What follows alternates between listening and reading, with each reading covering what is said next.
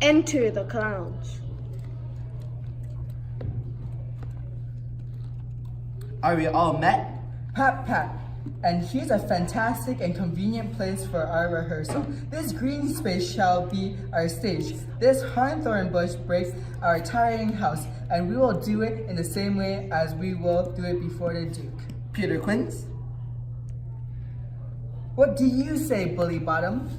There are things in this comedy of Pyramus and Thisbe that will never please. First, Pyramus must draw a sword to kill himself, which the ladies cannot abide. How answer you that? Barlakin, a perilous fear, I believe you must leave the killing out when all is done. Not a whit! I have a device to make all well. Write me a prologue and let the public seem to say what we do no harm with our swords, and that Pyramus is still killed indeed. And for the better assurance, tell them that I, Pyramus, and not Pyramus, but Bottom the Weaver, that will put them out of fear. Well, we will have such a prologue. It shall be written in 8 and 6. No, make it 2 more. Let it be written in 8 and 8. Will not the ladies be afeard of the lion? I fear it, I promise you. Masters, you ought to consider with yourselves to bring in God shield us. A lion among ladies is the most dreadful thing, for there is not a more fearful wild foil than your lion living, and we ought to look to it. Therefore, another prologue must tell that he is not a lion. Nay, you must name his name, and half his face must be seen through the lion's neck, and he himself must speak through, saying thus, or to seem the fact, ladies, or fair ladies, I would wish you, or I would request you, or I would entreat you, not to fear, not to tremble, my life for yours. If you think I come hither as a lion, a word depids me of my life. No, I am no such thing. I am a man, and as other men are. And there, indeed, let him name his name, and tell them plainly he is a snug joiner. Well, it be so, but there are 2 hard things. That is, to bring moonlight into the chamber, for, you know, Pyramus and Thisbe meet by moonlight. Does the moon shine? A calendar, a calendar! Look in the almanac. You find a moonshine. Find out moonshine. Yes, it doth shines that night. Why then may you leave a casement of the great chamber window open, and the moon may shine in the casement? Or else someone must come in with a bush of thorns and a lantern, and he says he comes disfigured or to present the moon of shine. Then there is another thing we must have to get. A wall in the chink, for Pyramids and Thisbe say, did talk through the chink of the wall. You can never bring in a wall unless some man or other must present wall, and let him some plaster or some loam or some rough cast about him to signify wall, or let him hold his fingers thus, and through that cranny shall Pyramus and Thisbe whisper. If that may be, then all is well. Come sit down, every mother's son, and rehearse your parts. Pyramus, you begin. When you have spoken your speech, enter into that break, and so every one according to his cue. Enter, Puck. What hempen, whom spuns have we swagging ring here, so near the cradle of the fairy queen? What a play to word! I'll be an auditor, an actor too, perhaps, if I see the cause. Speak, Pyramus, Thisbe, stand forth. Thisbe, the flowers of odious savors sweet. Odorous, odorous. Odor savors my sweet. So half think thy breath, my dearest Thisbe dear. But hark, a voicel, stay thou but here a while, and by I will to thee appear.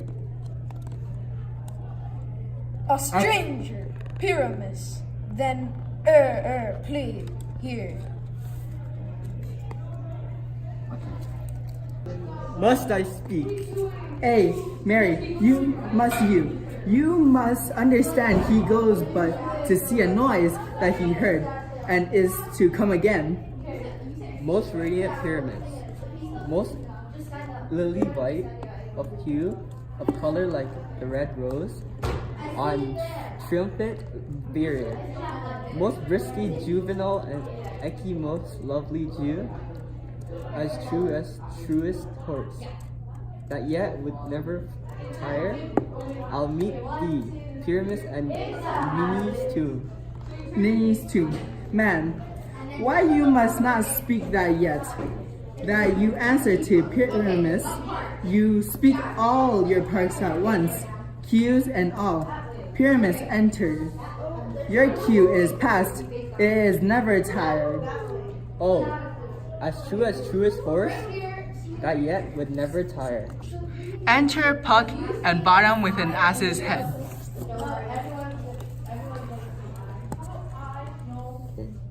If I were fair, Thisbe, I were only thine.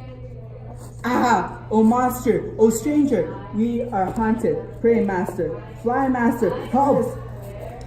Quince, flute!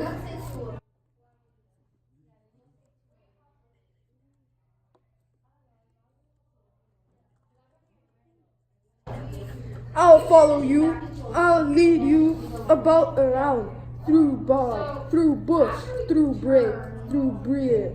Sometimes a horse I'll be, sometime a hound, a hog, a headless bear, sometimes a fire, a neigh, and bark, and grunt, and roar, and burn.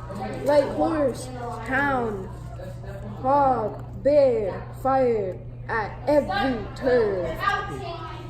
Puck, exit. Why do they run away? This is knavery, and them to make me afeard. Enter. Flute. O bottom, thou art tang. What do I see on tree? What do you see? You see an asset on your own, do you? Exit, flute. Enter. quick. Quince. Blessed be. Bottom, blessed be, thou art translated. I see the knavery. This is to make an ass of me, to fright me if they could, but I will not stir from this place. Do what they can. I will walk up and down here, and I will sing, but they shall hear. I am not afraid. Sings.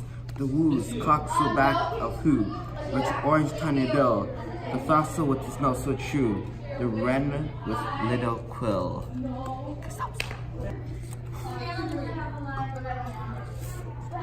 Awakening of Titania. What angel wakes me from my flowery bed? The finch, the sparrow, and the lark, the plain song cuckoo gray, whose notes full man of man doth mark, and there is not answered nay. For indeed, who would set his wit so foolish a bird? Who would give a bird thy light, though he cry cuckoo never saw? I pray thee, gentle mortals, sing again. My ear is much enamored of thee, no. So is my eye enthralled to thy shape, and thy fair virtue false, doth move me on the first view to say, to swear, to love thee. Methinks, mistress, you should have little reason for that, and yet, to say the truth, reason and love keep little company together nowadays. The more the pity that someone honest neighbors will not make them friends. Nay, I gleek upon occasion. Art as wise as thou art beautiful.